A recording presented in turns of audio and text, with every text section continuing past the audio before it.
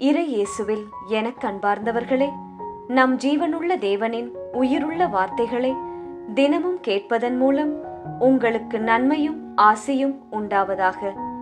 இன்றைக்கு நம் உள்ளத்தில் ஆண்டவர் பேச விரும்புகிற திருவசனம் யோவான் 11ஆம் அதிகாரம் 41ஆம் திருவசனம். தந்தையே, நீர் என் வேண்டுதலுக்கு செவி சாய்த்ததற்காக உமக்கு நன்றி கூறுகின்றேன். இறை இயேசுவில் எனதருமை நண்பர்களே, உங்கள் அனைவருக்கும் நம் இயேசுவின் அன்பை உரித்தாக்குகின்றேன். இன்று மார்ச் மாதம் 22ஆம் தேதி, தவக்காலம் 5ஆம் ஞாயிற்றுக்கிழமை. இன்றைய நாளில் தங்கள் பிறந்த நாள் மற்றும் திருமண நாளை கொண்டாடும் அனைவரையும் இறை இயேசுவின் அன்பும் ஆசிர்வாதங்களும் நிறைவாய் சேரட்டும்.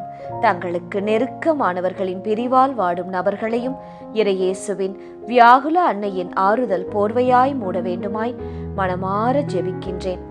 நண்பர்களே, மகிழ்ச்சியாக இருக்கிறீர்களா? நமக்காக கொடூர சிலுவையையே ஏற்க இயேசு ஒருவர் இருக்கும்போது நாம் ஏன் கவலையும் அழுகையுமாக காணப்பட வேண்டும்? அவசியமே இல்லை நண்பர்களே. எப்போதும் முகத்தில் உங்களுக்கு மலர்ச்சி இருக்க வேண்டும், இதயத்தில் துதி இருக்க வேண்டும், உங்கள் குடும்பத்தில் அமைதி இருக்க வேண்டும். இதுதானே நிறைவான வாழ்க்கை? ஆம் சகோதரி.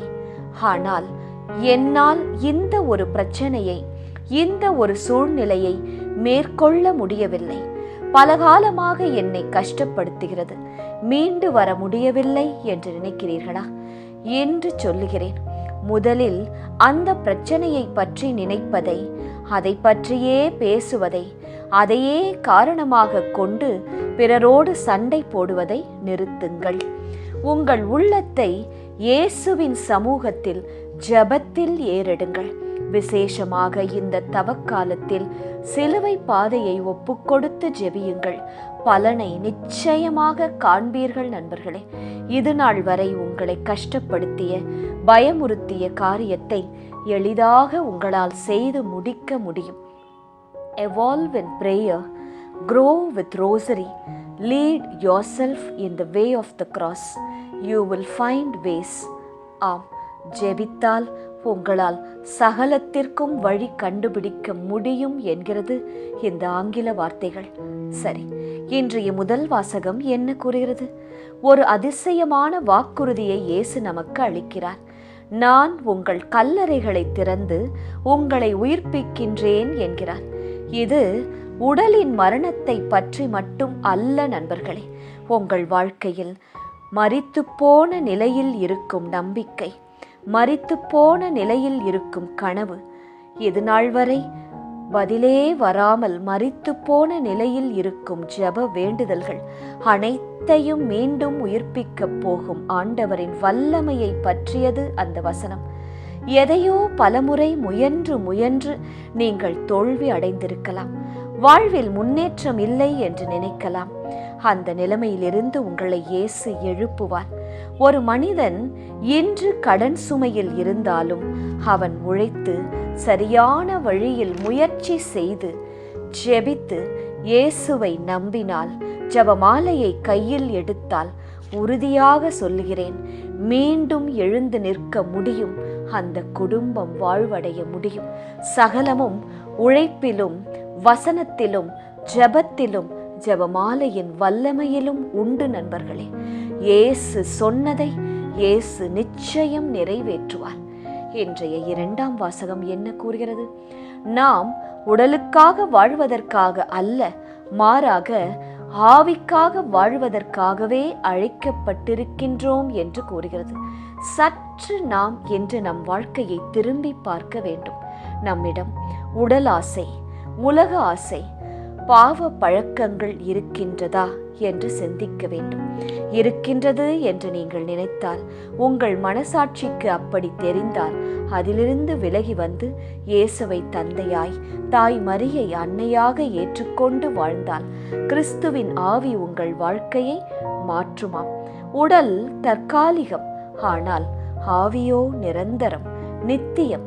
கிறிஸ்துவின் பரிசுத்த ஆவி நம் உள்ளத்தில் இருந்தால் மரணத்தையும் வெல்லலாம் என்று இன்று 2ஆம் வாசகம் நமக்கு சொல்லித் தருகிறது. சரி, இன்றைய நற்செய்தி என்ன கூறுகிறது? லாசரின் உயிர்த்தெழுதல் நிகழ்ச்சி. அது நம் அனைவருக்கும் தெரியும். இறந்து எத்தனையோ நாட்கள் கழித்துதான் இயேசு அங்கு வந்தார். அதன் பிறகுதான் லாசரின் உயிர்த்தெழுதல் நடந்தது. அது ஒரு அற்புதம் மட்டும் அல்ல, அது இயேசு யார் என்பதை வெளிப்படுத்தும் மிகப்பெரிய உண்மை. நண்பர்களே, உயிர்த்தெழுதலும் வாழ்வும் நானே என்று இயேசு கூறினார். இந்த நிகழ்வு நமக்கு நம்பிக்கையை ஊட்டுகிறது, விசுவாசத்தை தருகிறது, கடவுளின் நேரம் சரியானது என்று நமக்கு உணர்த்துகிறது.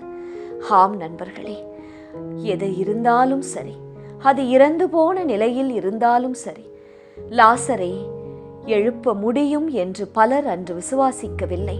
இறந்து 4 நாள் ஆகிவிட்டதே இயேசுவே, கல்லை புரட்டினால் நாருமே என்றுதான் கூறினார்கள். ஆனாலும் அன்று அற்புதம் நடந்தது. ஆழமாக நமக்கு இன்று கற்றுக் கொடுப்பது என்ன தெரியுமா? விசுவாசம் இருந்தால் அழுகி நாற்றமடிக்கும் காரியங்களை கூட இயேசுவால் உயிர்ப்பிக்க முடியும். இயேசு லாசர் நோயுற்றதாக கேட்டதும் உடனே போகவில்லை. 2 நாள் தாமதித்தார். கடவுளின் நேரம் தாமதமாக நமக்கு தோன்றலாம், ஆனால் இயேசு வரும் நேரம் சரியான நேரம். லாசர் உயிரோடு எழுப்பப்பட்ட நேரம் சரியான நேரம். நீயும் நம்பினால் கடவுளின் மாட்சியை நிச்சயம் காண்பாய் என்றுதான் இன்றைய நற்செய்தி நமக்கு கற்றுத்தருகிறது. சரி, இன்றைய திருப்பாடல் வழி ஜெபிக்கலாமா? ஆண்டவரிடமே பேரன்பும் மீட்பும் உள்ளது. அதை நாங்கள் ஒவ்வொரு நாளும் கேட்டு ஜெபத்தில் பெற்றுக்கொள்ள அருள்தாரும் இயேசுவே. ஆண்டவரே, ஆழ்ந்த துயரத்தில் இருக்கும் நான் உம்மை நோக்கி மன்றாடுகிறேன். ஆண்டவரே, என் மன்றாட்டுக்கு செவிசாய்த்தருளும். என் விண்ணப்ப குரலை உம்முடைய செவிகள் கவனத்துடன் கேட்கட்டும்.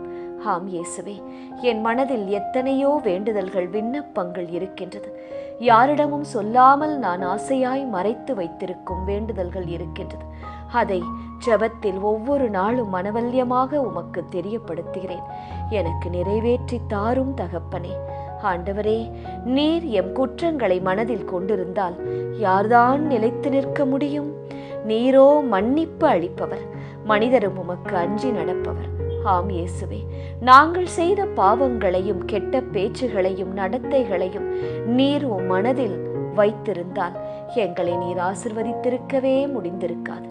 ஆனால் நீர் அனைத்தையும் தூரே தள்ளிவிட்டு எங்களை ஆசிர்வதித்து வழிநடத்துகிற கிருபைக்காக நன்றி இயேசுவே.